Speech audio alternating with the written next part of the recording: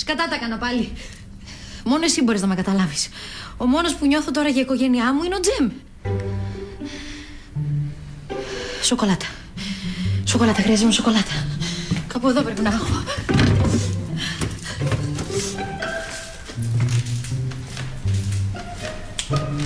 Γεια σου, μορφή.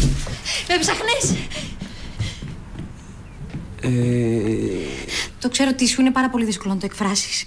Αλλά για τώρα το όμορφη μου αρκεί. Είδα τώρα τον πατέρα μου μετά από 13 χρόνια και είμαι κάπως ταραγμένη. Θα μου δώσεις 2-3 ώρες,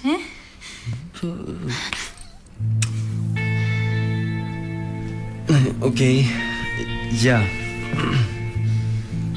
Τι με θέλεις ακόμα. Με κρατάς στη ζωή.